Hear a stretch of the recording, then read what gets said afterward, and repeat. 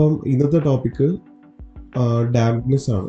അതായത് ചുമരുകളിൽ ഉണ്ടാകുന്ന കിനിവ് അല്ലെങ്കിൽ വാട്ടർ കണ്ടന്റ് ഉണ്ടാകുന്ന ഒരു സംഭവമാണ്. അപ്പം നമുക്കിങ്ങനെ ക്രാക്ക് ആയിട്ടോ അല്ലെങ്കിൽ ഇങ്ങനെ ലേയേഴ്സ് ആയിട്ട് ഇങ്ങനെ പോകുന്ന ഒരു സിറ്റുവേഷൻ ഉണ്ടാവും, ഈ പെയിന്റും അതെല്ലാം. അതിന് കാരണം എന്താണെന്ന് വെച്ച് കഴിഞ്ഞാൽ ചുമരിലുണ്ടാകുന്ന നനവാണ്.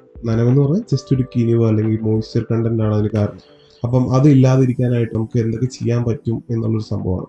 അപ്പോൾ നമ്മൾ തറപണിത് മറ്റേ നമ്മുടെ ബെൽറ്റ് എല്ലാം വാർത്ത് കഴിഞ്ഞ് പ്ലിന്ത് ബീം എല്ലാം ചെയ്ത് കഴിയുമ്പോൾ ഉള്ളിൽ നമ്മൾ എർത്ത് ഫില്ല് ചെയ്തിട്ട് കോമ്പാക്ട് ചെയ്യും. എർത്ത് എന്ന് പറയുമ്പോൾ റെഡ് എർത്ത് ആവാം, ചിലപ്പം സ്ലറി ആവാം, എന്തെങ്കിലും ഇട്ട് നമ്മൾ കോമ്പാക്ട് ചെയ്യുമ്പം കോമ്പാക്ട് ചെയ്ത് നന്നായിട്ട് വെള്ളം ഒഴിച്ച് കോമ്പാക്ഷൻ എല്ലാം കഴിഞ്ഞ് കഴിയുമ്പം ഫുൾ ഡ്രൈ ആയി കഴിഞ്ഞ് നമ്മൾ അതിൻ്റെ മുകളിൽ PCC ചെയ്യും, പ്ലെയിൻ സിമെന്റ് കോൺക്രീറ്റ് ചെയ്യും.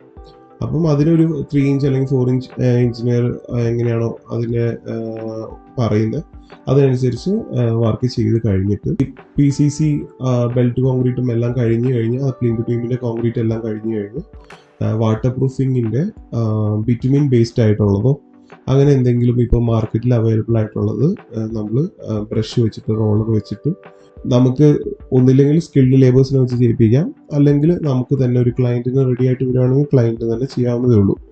അത് ചെയ്ത് കഴിഞ്ഞ് കഴിഞ്ഞാൽ അത് അത്യാവശ്യം ഫില്ല് ചെയ്തിട്ട് തന്നെ ചെയ്യണം. ഗ്യാപ്പ് ഇട്ടിട്ടൊന്നും ചെയ്ത് കഴിഞ്ഞാൽ അതിനുള്ള ചെയ്യുന്നതിൻ്റെ ഗുണം പോകും. അപ്പോൾ നമ്മൾ ഫുള്ളായിട്ട് തന്നെ ചെയ്യണം, ക്ലിയർ ആയിട്ട് സൈഡും എല്ലാം ക്ലിയർ ആയിട്ട് ചെയ്ത് കഴിഞ്ഞാൽ അത്യാവശ്യം ഇപ്പം ഭൂമിയും അതായത് മണ്ണും അതിൻ്റെ മുകളിൽ പണിയാൻ പോകുന്ന ചുമരുമായിട്ടുള്ള ബന്ധം അത്യാവശ്യം ഒരു 80% നമുക്ക് തടയാൻ പറ്റും.